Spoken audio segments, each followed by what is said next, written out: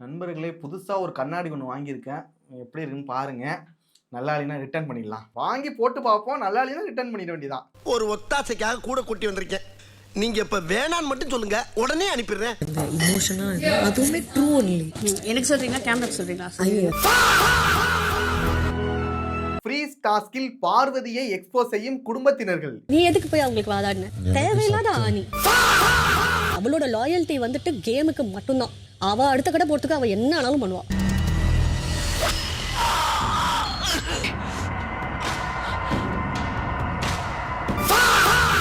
கானா வினோத்துக்கு warning கொடுத்த wife.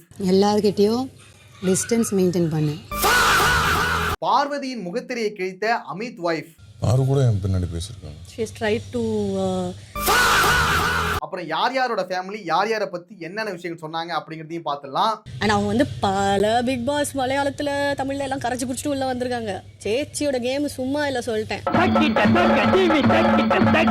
நண்பர்களே, இந்த சீசன்லயே இந்த வாரம் தான் எனக்கு ரொம்ப பிடிச்சது. இந்த நயனு பிரச்சனை இல்லாம, இந்த பிரஷர் இல்லாம ரொம்ப ஜாலியா ரொம்ப ஹோல்சமா போச்சு. இதுக்கு முன்னாடி கூட இந்த கண்டஸ்டன்ட்ஸ் மேல நமக்கு கோபங்கள், ஆதங்கம், வெறி இருக்கலாம். முதல்ல உனக்கு என்ன பிரச்சனை? நீ தொடக்கத்துல இருந்தே அவன் பிரச்சனை இருக்கக்கூடாது. ஆனா இந்த வாரம் எல்லாமே பறந்துடுச்சு. அம்மா எப்படி விளையாடுறாங்க? எனக்கு கூட சாண்ட்ரா மேல கொஞ்சம் காண்டு இருந்துச்சுதான். அவங்க பண்ணதா இருக்கட்டும், விஜய் சேதுபதி அதுக்கு சப்போர்ட் பண்ணதா இருக்கட்டும், இதெல்லாம் பார்க்கும்போது எனக்கு கடுப்பா தான் இருந்துச்சு. பின்ன அம்மா உள்ள இருக்காங்கல்ல. ஆனா அவங்களோட ஃபேமிலியை பார்க்கும்போது அது அப்படியே எதுவுமே இல்லாம போயிடுச்சு. சரி, 5 minutes. அதுவும் அந்த 2 குழந்தைங்களும் சேர்ந்து 5 நிமிஷம் கேட்கும் போதுனா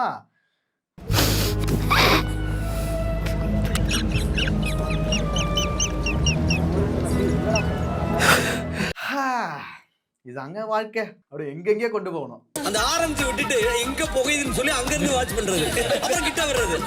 இல்ல நீ பண்ணது சர்மா. இந்த வீக் ஃப்ரீஸ் டாஸ்க் பார்க்க ஜாலியா இருக்கும். ஆனா ரியல் லைஃப்ல இன்டர்வியூலயோ மீட்டிங்லயோ நாம இங்கிலீஷ் பேச தெரியாம ஃப்ரீஸ் ஆகி நின்னா அப்ப அந்த மொமெண்ட் ஜாலியா இருக்காது. இங்கிலீஷ் எவ்வளவு முக்கியம்னு வேலையில இருக்கிறவங்களுக்கு கண்டிப்பா தெரியும். அப்படிப்பட்ட இங்கிலீஷை தமிழ் வழியா கத்துக்க இத பாருங்க. My English bad in office, it is important, how improve it. நீங்க சொன்ன சென்டென்ஸ்ல மிஸ்டேக் இருக்கு. அது இப்படி கரெக்டா சொல்லுங்க. My English is not good and it's very important in my office. How can I improve it? இது புரிஞ்சுதா? பாத்தீங்களா, ஒரு ஃப்ரெண்டு மாதிரி தமிழிலே கரெக்ஷன் கொடுத்துச்சு.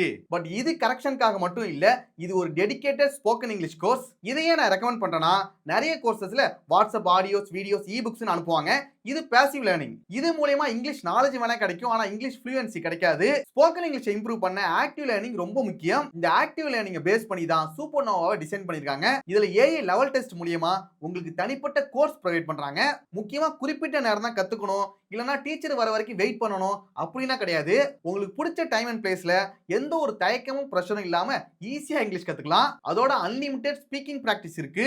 இன்டர்வியூ, டாக் வித் மேனேஜர்னு உங்களுக்கு தேவையான கான்வர்சேஷனை சூஸ் பண்ணி நீங்க பிராக்டிஸ் பண்ணிக்கலாம். இதெல்லாம் போக உங்களை அக்கௌண்டபிளா வச்சுக்க ஒரு ஹேபிட் மென்டாரும் ப்ரொவைட் பண்றாங்க. சோ பிராக்டிகலா இங்கிலீஷ் கத்துக்கணும்னா இப்பவே கீழே டிஸ்கிரிப்ஷனுக்கு லிங்க் மூலமா 75% ஆஃபரோட சூப்பர் நோவா இங்கிலீஷ் கோர்ஸ்ல ஜாயின் பண்ணுங்க. இங்கிலீஷை ஸ்மார்ட்டா கத்துக்குங்க. ஃபர்ஸ்ட் அமித்தோட வைஃப் என்ன சொன்னாங்கங்கறத பாத்துடலாம். உன்னை பத்தி ஒரு வார்த்தை தப்பா பேசாத ஒரே ஆள் இது வரைக்கும் நான் பார்த்த வரைக்கும் கானா வினோத் மட்டும்தான். உண்மையாவே கானா வினோத்துக்கும் அமித்துக்கும் இடையில இருக்கிறது தான் அந்த மெய்யழகன் காம்போவே. சண்டை போட்டாங்க. இந்த திவாகருக்கும் கானா வினோத்துக்கும் சொன்னாங்களே, அது கிடையவே கிடையாது. அமித்துக்கும் கானா வினோத்துக்கும் இடையில இருக்கிறதா ஒரு நல்ல நட்பு. நல்ல நட்பு தான், ஆனா காலையில ஒரு சண்டை போட்டுட்டாங்க. அந்த சண்டை கூட ஒரு ஃபயரா ஆரம்பிச்சது, ஆனா ஹோல்சமா முடிஞ்சிட்டு. அதுக்கப்புறம் பார்வதி பத்தி சொன்னாங்க. ஆறு கூட என் பின்னாடி பேசியிருக்காங்க. She has tried to Parvati அந்த வீட்டுக்குள்ள இருந்துட்டு என்னென்ன பண்றாங்க, அமித்தை வந்து எப்படி எல்லாம் யூஸ் பண்ணிட்டு இருக்காங்க, அது எல்லாத்தையுமே சொன்னாங்க. அவளோட லாயல்ட்டி வந்துட்டு கேமுக்கு மட்டும்தான். அவ அடுத்த கடை போறதுக்கு அவ என்ன ஆனாலும் பண்ணுவா. நாம வாழணும்னா யாரை வேணாலும் எத்தனை பேர் வேணாலும் கொல்லலாம், தப்பே இல்ல. பார்வதியை பொறுத்த வரைக்கும் அமித்தை வந்துட்டு ஒரு திவாகர் 2.0 தான் வச்சிருக்காங்க. திவாகரைஸ்ட் போர்டு, இதுக்கு பேரு திவாகரிசம். இத நான் சொல்லல, பார்வதியை ஒரு இடத்துல சொல்லுவாங்க. திவாகரைஸ்ட் போர்டு, இதுக்கு பேரு திவாகரிசம். அதாவது அங்க உள்ளவங்களுக்கு அப்படி தோணலாம் கூட, பார்வதி எடுத்து கொடுக்குறாங்க, ஒரு லேபிள ஒட்டிடுறாங்க. அமிதா இருந்தவன திவாகரா மாத்திட்டீங்க. அப்ப நீயே அமித் அப்படிதான் நினைச்சிட்டு இருக்க. அடுத்த அடிமை நமக்கு சிக்கிட்டான், அடுத்த திவாகர் நமக்கு சிக்கிட்டான், அப்படிதான் நீ நினைச்சு பழகிட்டு இருக்க. அந்த மாதிரி திவாகர் மாதிரி ஒரு தூய மனது கொண்டவர் அமித். அப்படின்னா நமக்கு ஒரு அடிமை சிக்கிட்டான்டா. அவன் இந்த ஊர் எல்லை தாண்டறதுக்குள்ள அவனை வளைச்சு பிடிக்கிறான். பார்வதியோட கேமே அப்படிதான். திவாகர் மாதிரி ஒரு ஆள் இருந்தா போதும், நம்ம சொல்றதை கேட்கறதுக்கும், நமக்காக சண்டை போடுறதுக்கும், நாம என்ன சொன்னாலும் நம்புறதுக்கும் அப்படி ஒரு அடிமை தேவைப்படுது. அது உனக்கு மட்டும். ஏய். மற்றும் அப்படிதான் ஆல்ரெடி திவாகர் இருந்தான். அந்த இடத்துக்கு தான் இப்ப அமித் வந்திருக்காரு. திவாகர் உனக்கு பிடிக்கலங்கற? எனக்கு திவாகரோட நிறைய விஷயங்கள் சுத்தமா பிடிக்கல. ஏன்னா அமித்தை பொறுத்த வரைக்கும் பார்வதி என்ன சொன்னாலும் நம்பிறாரு. இப்படி ஒரு வடி கட்டின முட்டாள இந்த உலகத்துல நான் எங்கேயுமே பார்த்ததில்ல. எனக்கு திவாகரோட நிறைய விஷயங்கள் சுத்தமா பிடிக்கல. அப்புறம் எப்பறா பார்வதி பிடிச்சது உனக்கு? அப்படி கேளுங்க, அறிய வரட்டும். இவ்ளோ அப்பாவியா இருக்கீங்களே, கொஞ்சம் கூட யோசிக்காம சப்போர்ட் பண்ணி பேசிட்டு இருக்காரு. அப்புறம் எப்பறா பார்வதி பிடிச்சது உனக்கு? அது வேற. இன்னும் பச்சை புள்ளையா இருக்கேடா. ஆல்ரெடி உள்ள இருக்கிறவங்களுக்கு வேணா தெரியாம இருக்கலாம். இவர் வந்துட்டு 30 நாள் வெளியில பார்த்திருப்பாரு எல்லார பத்தி யார் யார் எப்படின்னு. அப்படி பார்த்துமே பார்வதி பண்றதுக்குலாம் சப்போர்ட் பண்ணிட்டு இருக்காரு. பிக் யுவர் ஃப்ரெண்ட்ஸ் நோ அமிதோ. அதை தான் மாத்திக்கணும்னு சொல்லிட்டு அவரோட ஒய்ஃப் சொன்னாங்க. கம்ரு பாரு லவ் இஸ் தேர் பிசினஸ். இதுக்கப்புறம் அவரோட ஒய்ஃப் சொன்ன பிறகாச்சும் அதை மாத்திப்பாரு, தன்னை வந்து திருத்திப்பாரு அப்படின்னு எதிர்பார்க்கலாம். அது அவங்களோட கேம் அஃபெக்ட் பண்றதை தாண்டி உங்க கேமையும் அஃபெக்ட். மனம் திரும்பு. அடுத்து கானா வினோத்தோட ஃபேமிலி.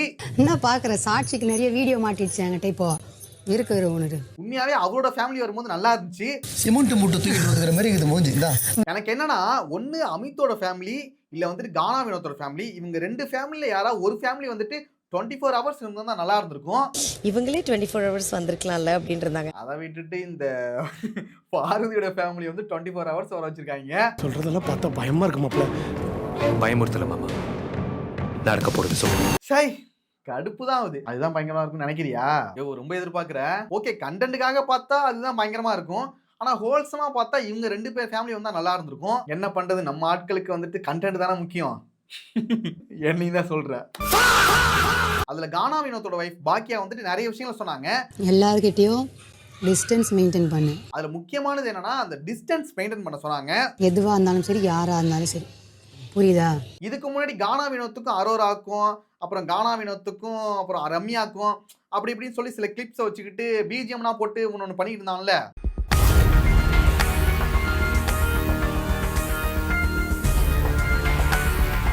கானா வினோத் ரொம்ப மோசமானவர், அவர் பெண்கள் கிட்ட தவறா நடந்துக்கிறாரு அப்படி இப்படின்னு சொல்லிட்டு ஒரு வீடியோ கிளிப்னா போட்டு அந்த பிஜிஎம்னா போட்டானுங்களே.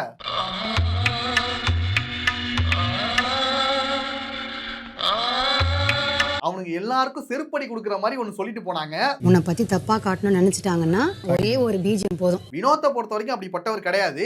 அவர் ஃபன்னா ஜாலியா பண்றது எல்லாத்தையும் இவனுங்க வெளியில வந்துட்டு வேற மாதிரி காட்டிட்டு இருக்கானுங்க. ஏன்னா நீ தப்பு பண்ணலன்னு எனக்கு தெரியும், உனக்கு தெரியும், நீ யார்கிட்ட பழகுறியோ அவங்களுக்கும் தெரியும். எவிட்டாகி வெளியில போன ரம்யா கூட கானா வினோத் வந்து அப்படிப்பட்டவனா கிடையாது. அவர் வந்து சும்மா ஜாலியா ஃபன்னா பண்ணதை வந்துட்டு இவங்க வெளியில வந்து தப்பு தப்பா பேசிட்டு இருக்காங்க அப்படிங்கறத அவங்களுமே சொல்லிட்டாங்க. ரம்யாவுக்கு அது வந்து தவறான தொடுதலா தெரிஞ்சா? இல்லவே இல்லை. அதனாலதான் அவரோட வைஃப் கூட டிஸ்டன்ஸ் மெயின்டைன் பண்ணிக்க அப்படிங்கிற விஷயத்தையும் சொன்னாங்க. புரியுதா? புரியுது. ஒழுங்கா இருக்கிற வழியை பாரு. இது நல்லா இருந்துச்சு. அடுத்து திவ்யா ஃபேமிலி. திவ்யா ஃபேமிலி பொறுத்த வரைக்கும் பார்வதி நல்லா வச்சு செஞ்சுட்டாங்க. இதுதான் பாரு.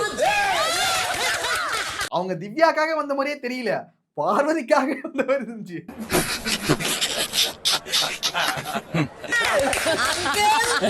நம்மலாம் பக்கத்து ஊரு. பார்வதியை வச்சு செய்யண்டா, பார்வதியை ரோஸ்ட் பண்ணண்டா, அதுக்காக வந்த மாதிரி இருந்துச்சு.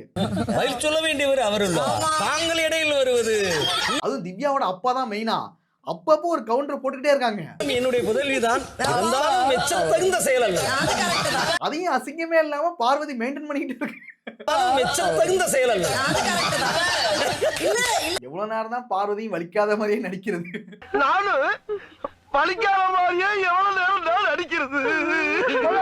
வரவங்க போறவங்க எல்லாருமே போட்டு அடிக்கிறாங்க பார்வதிய. ரத்தம் வருதான்னு பார்த்தேன், வருது.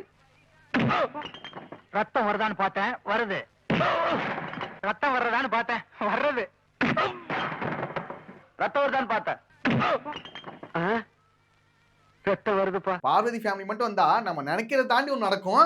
அதை வெயிட் பண்ணி மட்டும் பாருங்க. நான் சொல்லல, இப்போதைக்கு நான் சொல்லல, வெயிட் பண்ணி பாருங்க. இதுதான் பார்வதி. திவ்யா ஃபேமிலி என்ன சொன்னாங்கன்னா, சாண்ட்ரா கிட்ட மட்டும் சேராம தனியா இருந்துக்க அப்படிங்கிற விஷயத்த சொன்னாங்க. தனியாவே இரு. இவன் வேண்டாம்னு எதுக்கு? இவன் நம்ம வீட்டுக்கு வேண்டவே வேண்டாம். பிரஜின் உள்ள வரும்போது சாண்ட்ரா கிட்ட என்ன சொல்லுவாருன்னா, நீ திவ்யா கூட ஜாயின் பண்ணிட்டுன்னு சொல்லுவாரு. ஆனா திவ்யா ஃபேமிலி என்ன சொல்லுவாங்கன்னா, நீ சாண்ட்ரா கூடவே சேரான்னு சொல்லிடுவாங்க. யார சொல்லுது? நான் தனியா தான் இருக்கேன். இதுவுமே ஒரு நல்ல அட்வைஸ் தான். ஏன்னா சாண்ட்ரா கூட இருந்தா திவ்யாவோட கேம் வந்து ஸ்பாயில் ஆயிடுது. அதனால சாண்ட்ரா கூட இல்லாம தனியா இருந்தாலே திவ்யாவோட கேம் நல்லா தான் போயிட்டு இருக்கும். ஜெயிச்சு நீ வெளியே வெற்றியோட வரணும். ஜெயிக்கணும்டா மகனே, ஜெயிக்கணும். ஜெயிக்கிறவனுக்கு மட்டும்தான் இந்த உலகத்துல மாலை மறுவாதி எல்லாம். அந்த ஒரு அட்வைஸ் வந்து சூப்பரா சொன்னாங்க. வச்சு டென்ஷன் ஆயப்பா. திவ்யா ஃபேமிலி பொறுத்த வரைக்கும் வந்ததும் தெரியல, போனதும் தெரியல. கலகலன்னு பேசிக்கிட்டே இருக்காங்க. அது ஒரு மாதிரி போயிடுச்சு, டைமே போயிடுச்சு. அங்கேயும் முன்னாடி மறைக்கிறீங்க. நல்ல ஹோல்சமா லாஸ்டா ஒரு செல்ஃபினா எடுத்தாங்க. செல்ஃபி எடுக்கும் போது பார்வதிக்கு ஒரு ஊமை குத்தா குத்திட்டு போயிட்டாங்க. அங்கேயும் முன்னாடி மறைக்கிறீங்க. அமித்தோட வைஃப் வந்து அட்வைஸ் பண்ணாங்களே, அதை அப்படியே கேட்டுக்கிட்டு பார்வதி கிட்ட ஒப்பிச்சிருவாரு. அந்த கேமுக்காக தான் அது எடுத்த மாதிரி உங்களுக்கு அது ஃபீல் ஆயிருக்கும். பார்வதியை பத்தி சொன்ன விஷயத்தை தவிர மத்த எல்லாத்தையும் சொல்லிடுவாரு. உங்க கேஸ் நான் எடுத்திருந்திருக்க கூடாது. அமித் ஜெயிக்கணும், அவரோட கேம்ல வந்துட்டு இம்ப்ரூவ்மெண்ட் வரணும் அப்படிங்கிறதுக்காக அட்வைஸ் பண்ணிட்டு போயிருக்காங்க. அந்த டீ காஃபி அது எடுத்திருந்திருக்க கூடாது. அதை எதுக்கு பார்வதி கிட்ட சொன்னார்னே தெரியல. போன வாரம் சாண்ட்ராவோட அவ்வளோ டைம் ஸ்பெண்ட் பண்ணியிருந்திருக்க கூடாது. சொன்னதை அப்படியே ஒரு ஜெராக்ஸ் எடுத்து பவர் கிட்ட கொடுத்துட்டல. பார்வதி நேக்காத புரிஞ்சுக்கிட்டு ஓகே, ஓ இப்படி கதை போகுதா அப்படின்னு அவங்க ஒன்று யோசிச்சுக்கிட்டாங்க. வினோதோட ஃப்ரெண்ட்ஷிப் ரொம்ப ஸ்ட்ராங்கா நீ கண்டினியூ பண்ணிக்கோ. அதுக்கப்புறம் பார்வதியும் சாண்ட்ராவும் பேசிட்டு இருக்கும்போது நான் ரெஸ்ட் ரூம் போயிட்டு வரேன்னு சொல்லிட்டு அமித் எஸ்கேப் ஆயிடுவாரு. ஆனா ரெஸ்ட் ரூம் போனாரான்னு கேட்டா ரெஸ்ட் ரூம் போக மாட்டாரு. கானா வினோத் கிட்டயும் கமருதுகிட்டையும் பேசிட்டு இருப்பாரு. சாண்ட்ரா கிட்ட ரொம்ப டைம் ஸ்பெண்ட் பண்ணுவாங்க. ஓகே, அமித்தோட வைஃப் சொன்ன அட்வைஸ்னால அமித் வந்து கொஞ்சம் கொஞ்சமா மாறிட்டு இருக்காருன்னு நினைக்கிறேன். பார்க்கலாம். நான் பாரு கூட பேசும்போது நான் ஓப்பனிங்ல சொன்னேன், எல்லாருக்கும் பொதுவா சொன்னேன். ஆனா அவர் நல்லா புரிஞ்சுக்கிட்டு கேம் விளையாட ஸ்டார்ட் பண்ணிட்டாருன்னா அவர் வெளியில அனுப்பிடுவாங்க. அதுதானே பொதுவா நடக்குது. இனிமே உங்க ரிலேஷன்ஷிப்குள்ளே நான் வரல மச்சான். பார்க்கலாம் இந்த வாரம் என்ன பண்றாங்கன்னு. நான் இப்போ பேசுறதா டிவியில போடாதீங்க ப்ளீஸ். அடுத்து அரோரா வந்துட்டு பிக் பாஸ் கிட்ட வந்துட்டு ஒரு ரிக்வெஸ்ட் ஒன்று வச்சுட்டு இருந்தாங்க. நான் உங்ககிட்ட பர்சனலா கேட்குறேன். ஓகே, எல்லாருமே ஃபேமிலியா குழந்தை குட்டிகளோட வராங்க. ஆனா எனக்குன்னு இருக்கிறது ஒரே ஒரு டாக் தான். டாக் பார்க்கணும் போல இருக்கு. ஃபேமிலினா டாக் மட்டும்தான். அந்த டாகை மட்டும் எப்படியாவது அழைச்சிட்டு வாங்க அப்படின்னு சொல்லிட்டு ரிக்வெஸ்ட் வச்சாங்க. கொஞ்சம் மனசு வைங்க ப்ளீஸ். உண்மையாவே அரோரா சொன்ன அந்த ரிக்வெஸ்ட்டை கேட்டுக்கிட்டு அந்த டாகையும் உள்ள அனுப்புனா நல்லா இருக்கும். எக்ஸ்பெக்ட் பண்ணுவேன் ப்ளீஸ். இல்லைன்னா எனக்கு தெரிஞ்சு இவங்க டிஆர்பிக்காக அரோராவோட ஃபேமிலியை கொண்டு வந்தா கூட அது ஆச்சரியப்படுறதுக்கு இல்ல. சொல்லிட்டலடா. ஆமாப்பா சொல்லிட்டலடா. சொல்லிட்டலடா. ஆமாப்பா சொல்லியாச்சுப்பா.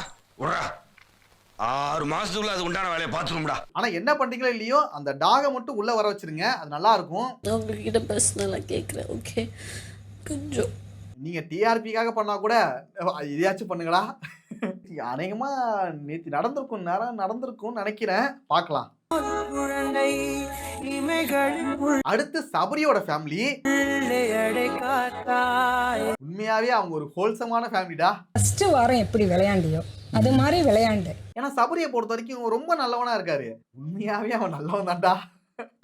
நாம எவ்வளவு நல்லவங்கன்னு நமக்கு தெரியாது சார், மற்றவங்களுக்கு தான் தெரியும். நாம எவ்வளவு கெட்டவங்க நமக்கு மட்டும் தான் தெரியும். ஒருத்தரை பின்னி கழுத்து நம்ம முன்னுக்கு போக வேண்டாம்.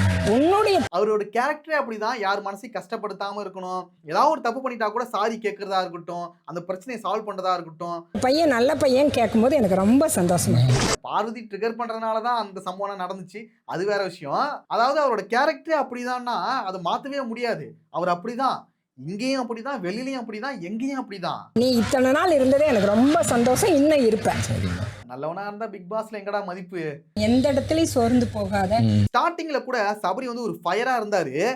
அப்படியே போக போக போக அதுவும் அந்த பார்வதியோட விஷயம் நடந்துச்சுல, அதுக்கப்புறமே ரொம்ப டவுன் ஆயிட்டாரு. உன்னுடைய திறமையை நீ வெளிக்காட்டு, உன்னால முடியும். அந்த சபரி முன்னாடியே எழுந்து வந்திருக்கணும். இப்ப 80 நாளைக்கு அப்புறம் மறுபடியும் எழுந்து என்ன பண்ண போறான்னு தெரியல. அதுதான் அவங்க அம்மா கூட சொன்னாங்க.